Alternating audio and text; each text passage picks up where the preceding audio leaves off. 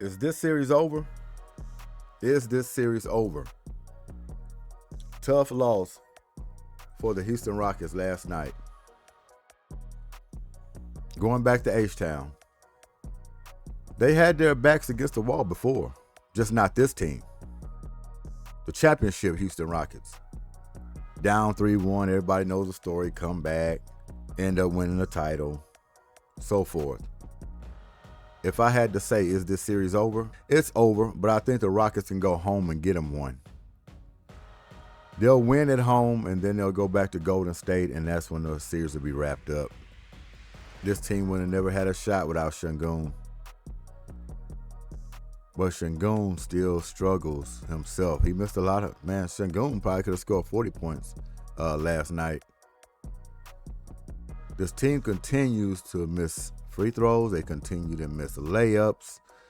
They continue to turn the ball over, which led to those big spurts that the Warriors were getting, forcing other guys to beat them, which they did beat them. Houston Rockets has been right there in this series, man. Right there. Just not enough to get over the hump. And what do you credit it to? Experience, of course. Would it be a story if they can get this to Game 7? It would be a story.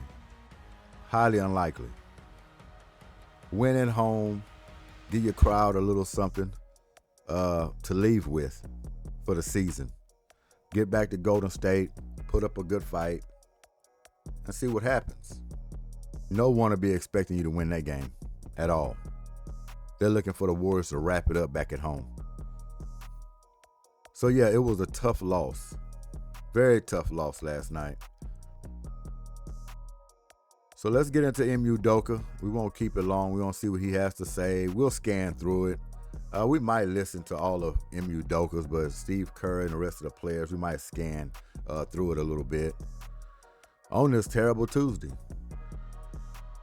Before I started, shout out to the Heat.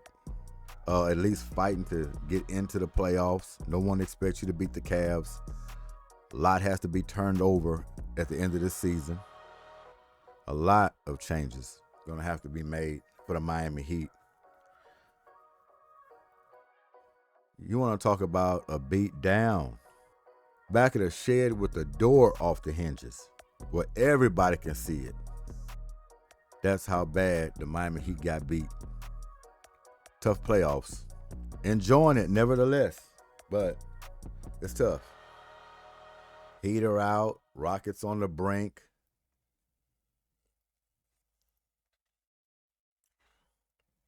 I love to see Detroit pull it off tonight.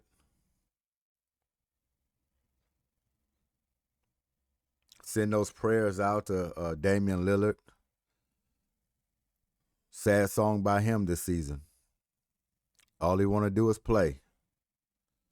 So prayers for him and his mental just going through this little stretch with the blood clot, and now his Achilles is torn and he's out indefinitely. And possibly part of the next season. So they have to figure that out with the Milwaukee Bucks. Giannis, is he going to stay or he's going to go? Miami Heat, they need to look deep into that. Kevin Durant, still going to be on the table with the Jalen Green situation. I would have loved for Jalen Green to stick around if he can produce and if he had a great showing into the playoffs. But we're not going to kid ourselves. This is Jalen Green's 4th year. Still inconsistent, still up and down, still turning over the ball, still having terrible shooting nights. And out of a handful of games, he might pick one that he just shoots outstanding and go for 38 to 40 points. But is that good enough? Even with Alperen Şengün, is he going to get better? He's got to continue to grow. Where he's at now is decent, but it's not good enough to compete for a championship. It's like he drives the bus in front of the school, but he don't let the kids out. That's what it feels like. He don't let the kids out. He'll get you there, but it seems like he forgets how to open a door.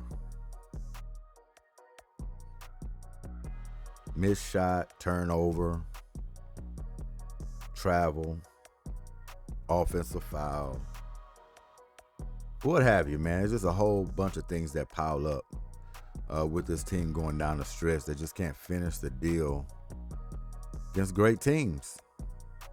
Learning experience? Yes, it will be a learning experience. No doubt. It will be a learning experience. But how much time can they wait, the Houston Rockets? How much time?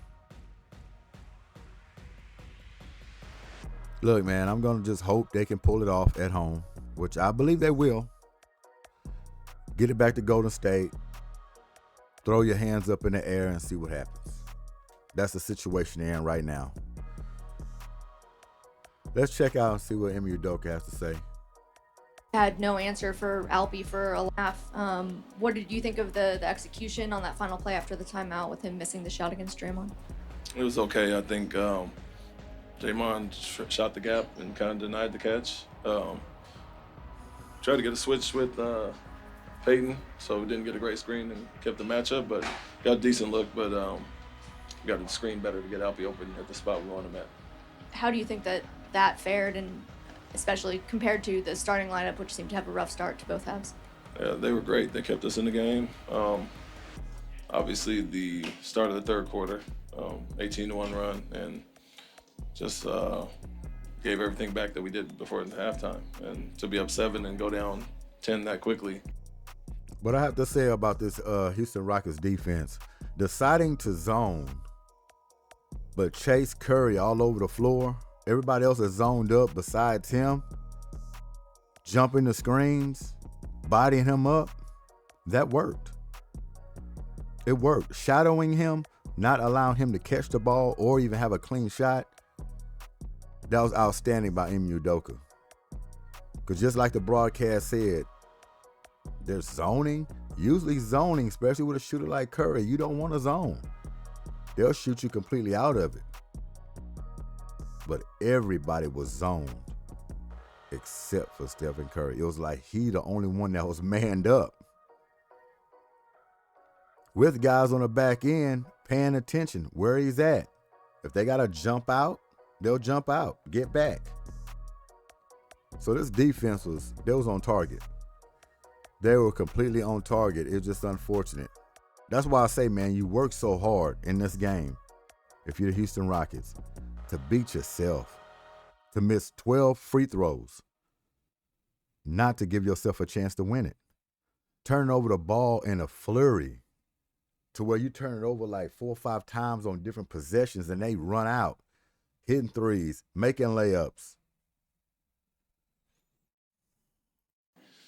With some of, the missed shots or whatever, nobody tries to miss shots, but the non-help off of certain guys, leaving shooters and then just not rebounding. They beat us in the offensive glass, second chance points. So not a great start there. Double big was the reason we stayed in the game.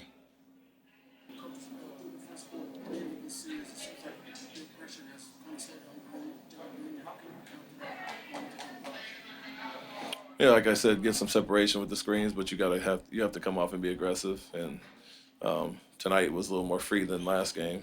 And you just have to make the right plays. And not his best night offensively, obviously, but you can't let that affect your all-around game. Still make the right play, make the right read, let guys be recipient, but you still have to guard at a high level and not get discouraged by off night offensively. Alperin had obviously his best stretch with Draymond out of the game. Do you feel you have any route to efficient offense when Draymond is in the game, and what would that be? Yeah, we got some looks and used his aggression against him and got him in foul trouble there. Another thing, this Draymond Green situation. You mean to tell me a guy that got a technical foul early in this ball game got in a scrum with Tari Eason, basically put his feet on top. I'm not even going to go with the feet on top of his shoulder, whatever. Yeah, maybe you could have called it then. But the pull on the jersey, to pull him down, everything that had to do with that sequence, Whether you go double tech, what a single tech on Draymond Green, the man should have been gone. The refs, I don't know the league. I don't really want to put it on them. But hey, man, in this ball game, did somebody make a phone call down? Because they protected him by giving him a flagrant foul on that situation just to keep him in the game. It's a shame. It really is. And another thing with Alperen Sengun as well. They're afraid of Draymond Green. I think I mentioned this before. Well, I mean, I don't know what the deal is. To beat a bully, you got to go through him. I've seen Alperen Sengun play very physical, bodying up people before Draymond Green got into the game. Going to the hole, making layups. Once Draymond Green got in the game, what did Alperen Sengun do? He went to jump shots, shooting farther from the basket because he's afraid of contact with Draymond Green and his antics. Alperen Sengun, you can't do that. You got to go right at him. If something happens, y'all get into a scrum or altercation, you got to go toe-to-toe with him. You know he's got a technical foul already. Try to get it on him. Also, he's in foul trouble. Draymond Green shouldn't even been out there on that floor. Let's just throw away him picking up the second tech. But the guy was playing with 5 fouls, man. All you have to do is be aggressive. Go at him. He's going to foul you. Put it on the refs to make the call. But Alperen Sengun, don't let one guy take you out of your game. Continue to be physical. That last shot, we'll get to that in a minute, but that last shot, you was too far from the basket. You banged a little bit and you just turn around and you let it fly. You didn't get low as you should have gotten. And yes, Draymond Green has outstanding defense. Maybe you should have spun off of him, but you did those two like bangs and then you just turned around and shot it, which you're a little further out than you should have been to make that shot, but you let him off the hook. Don't let Draymond Green bully you. And refs should have been out the game. This whole thing about Draymond Green giving him this long leash, it's for the birds, man. For the birds. Got to straighten it up. He's kind of roaming all over the place, and so make the right read, you'll get open looks off him, and so I think Alpi was going well regardless. The plan was to go attack Green, and I think he did that. Had some success there, and missed some easy shots early, but settled in there. And so just continue to be aggressive there, and doesn't matter who's on Alperen. We feel like we have an advantage every night. And you do. Coach, can you talk about the just what the locker room was like after the game, such a tough loss, and what's the mentality you guys have to try to keep this series alive? Yeah, a little bit upset, of course. It feels like the games we've lost, we really hurt ourselves in a lot of ways. We get a late foul on a 3. Obviously, that stands out, but it's not just a play late in the game. It's all the things that add up to it. First half, fouling guys in the bonus, and those things all, it's hard to outplay those mistakes, the amount that we're making. And so, let alone the third quarter when we come out, undisciplined like that. And so, guys are down, but they understand that the game we played well, the one game out of the 4, we had a blowout win. In other games, it's been a one-possession game a lot of times, or we had a fourth quarter lead and haven't really played that well. And so consistency wins in this series. We've talked about that from day one, and we have to be way more consistent across the board. And so the plan is to obviously go home, get one, and come back. Coach, this second game in a row that you all have shot bad from the free throw line. What seems to be the mentality on the free throw shooting? Can't tell you what the mentality is. I think you go up there to make them, but obviously missing. I think we missed 12 tonight. It's not good enough in a one-possession game. So it takes it back to the game. I could say this. Are y'all spending 2, 3 hours, 4 hours on shooting free throws in practice? I don't know. Are they? Or they just rolling the ball out in these playoff games and just say, well, it might get better. We shot them bad last game. This game, they might drop. Or are we actually working on them? Look, I wasn't an outstanding free throw shooter when I played myself. I understand. But that was a little different back then. I wasn't doing it for a living. Now you're doing it for a living.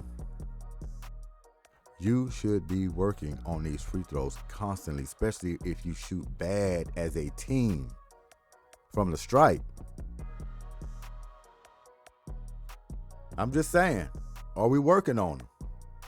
Or are we just hoping they get better? Game one, when we shot poorly from free throw, and if you're going to make some of the mistakes it'd be good to cash those in and obviously give us a little margin for error. And what would be the message to this young team going back to Houston down 3-1? Go get a win. Let's play a sound, disciplined game, full game, and not have these lulls that we've had that allowed us to, lose a lead or them get a big lead and we have to fight our way back. It's all good, fighting your way back and showing that heart, but you want to do the disciplined things to stay up when you get the lead or not let them go on runs like that. And so you have to be much more consistent, which was a big mantra coming into this series. Coach, what was the calculation in taking Steven Adams out when they went to the hack in the fourth quarter? That they got us into the bonus by taking the fouls and get him out and bring him back in when it's under 2 minutes. So they can't be as aggressive defensively. They built up the fouls and Alburn was rolling. Some guys were playing well. I'm in obviously there, and so wanted to go with that lineup, take Steven out and get him back when it's under 2 minutes. Now that you are facing elimination, do you give any more serious consideration to changing the starting five? Yeah, we'll take a look at everything. Obviously, certain lineups have been much better at times, and I have a lineup change for him.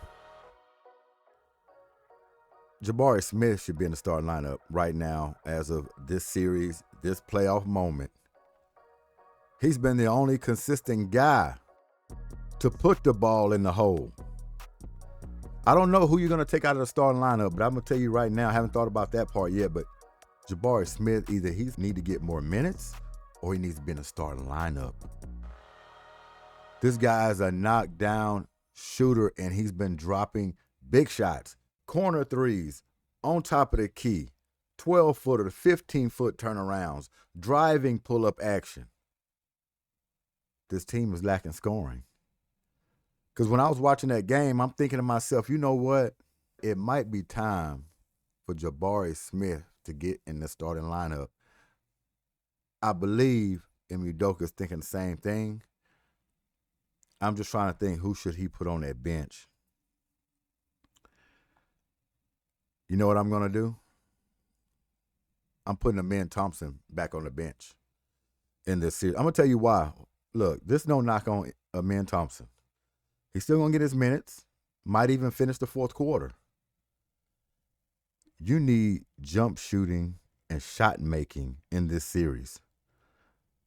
Amen Thompson, most of his action is going to the basket. He has to hit his layups. He misses a lot of his layups, but he can finish strong as well. Occasionally, he can hit that 10 to 12 footer. Occasionally. But it's no guarantee. Put Jabari Smith in for scoring, and Jabari Smith still can play defense as well.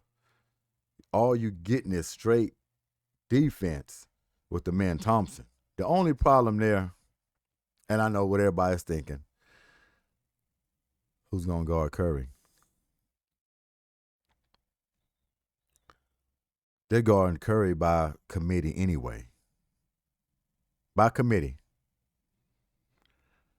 I'm going to put Dylan Brooks on Curry for the time being. Just going to be most of the first quarter, not all. Amen Thompson going to be getting checked into the game. It's not like we're not playing him at all, especially at home. I'm putting Dylan Brooks. They might go back to their zone. That's even better.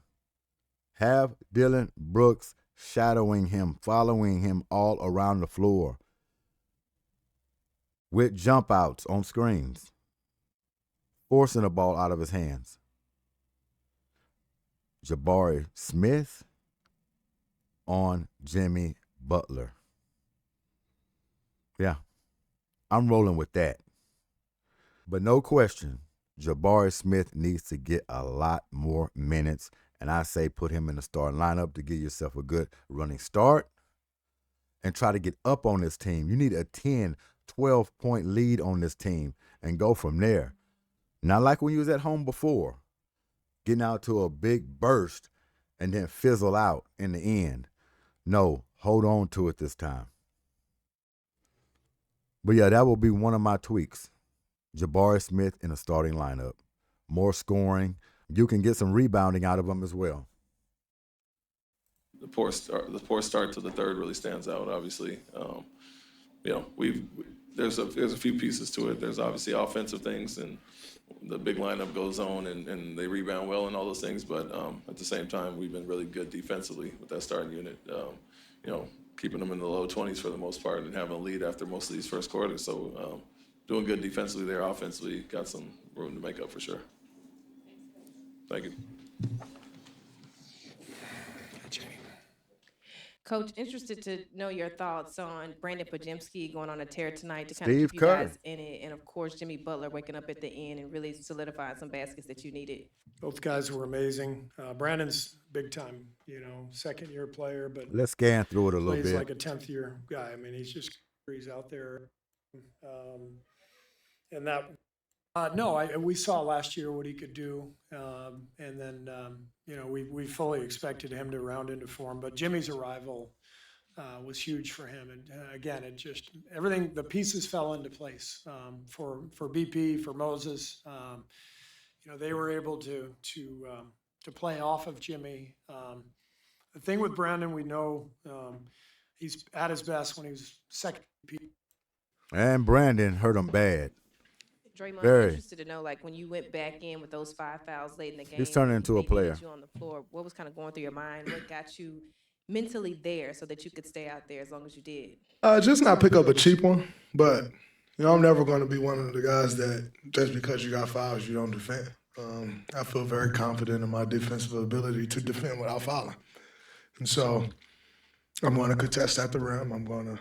But in that situation, you just got to make sure your fundamentals are clean. And so that's what I try to do. If I'm going to go vertical with a man at the rim, or if I'm going to guard Şengün at the post, I just try to make sure that my fundamentals are there, But yeah, I can't be a guy. Make sure your fundamentals are clean, but make sure your basketball play is dirty. We got it. For this team, just because I got fouls, I lay off. Like, I'm our defensive anchor. You got to be that. And if I foul out, I just foul out. I'm better served. I can better serve this team just playing. And if I foul out, I'm gone, then staying out there and just giving up baskets. What did you see on that last play against Şengün?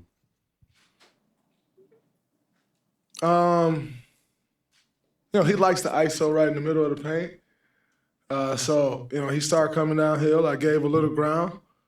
And Stack always tells us it's a time that you have to get serious. He says it's time to get, and you just try to pick that point.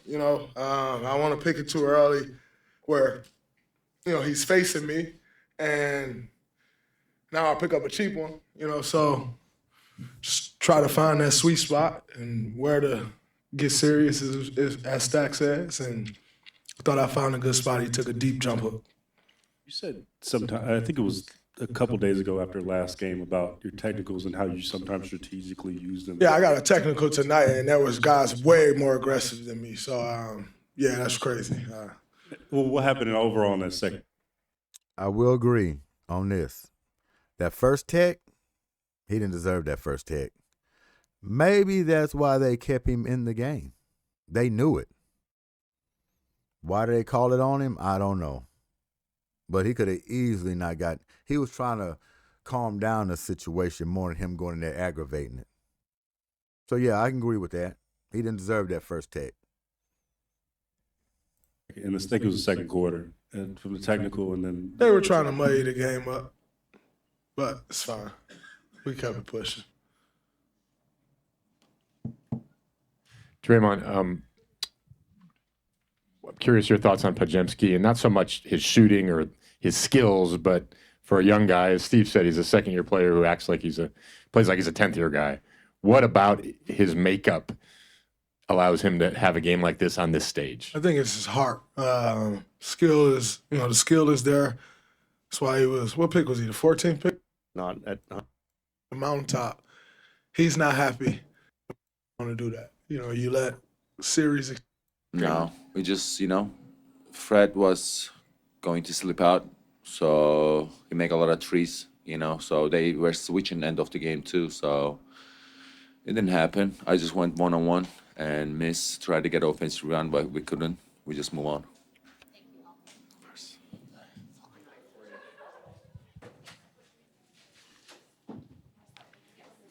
Pods, Coach Kerr said you are a 2-year player that plays like a 10-year player because of the poise that you show out there, and you showed that poise tonight, obviously having a big game. How big was it for you to have that big game, knowing that you had a few struggling early on?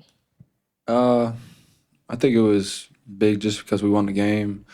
I seen some stat on ESPN today of the leading scorer in the series was Steph, and then a bunch of Rockets, and then Jimmy, who's only played one game. And so just try to do my best to help him out. and get ready for another battle. Each game here seems to feature a lot of flailing limbs from Draymond, scuffles, stuff like that. Does that personally annoy you at all? Does it roll off your back? How do you handle that? It's just part of the game, bro. Yeah, look, it's highly competitive out there. As you know, the playoffs is a different level of competition from regular season, from any of that. So, look, people are just playing hard.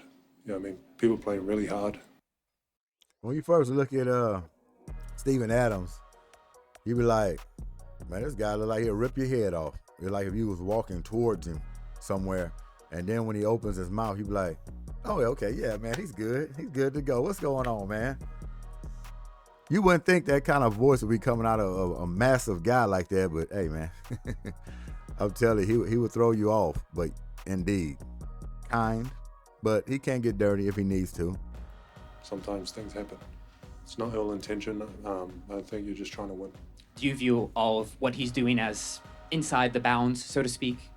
Oh, yeah, man, that's what the refs are there for, mate. If it's anything outside of that, the refs will call it. So it's nothing to do with like, oh, what we think. Yeah, man, that's what the refs are there for, man.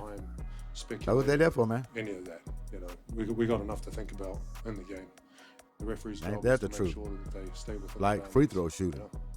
Yeah. Stephen, the Holding that on to the first kind of ball. scrum in the first half, it looked like you and Post looked like you were kind of playing the peacemaker. Is that wrong? That you kind of grabbed him and walked Yeah, I off? guess so. It's just one of those things, bro, where like, look, we're just like the game, test game, just trying to separate them, just keep it basketball, Don't want it to get too ugly and make the game lame, because it will make it lame if there is like a lot of tussles and stuff. Again, it's natural, highly competitive environment, all that sort of stuff. Emotions are going to run high. You don't need to overdo it. Just stay within reason, mate. It's okay, a little back and forth, and carry on playing, mate. It'll be a good game after that, So, Yeah, Mike. Yeah. Cheers.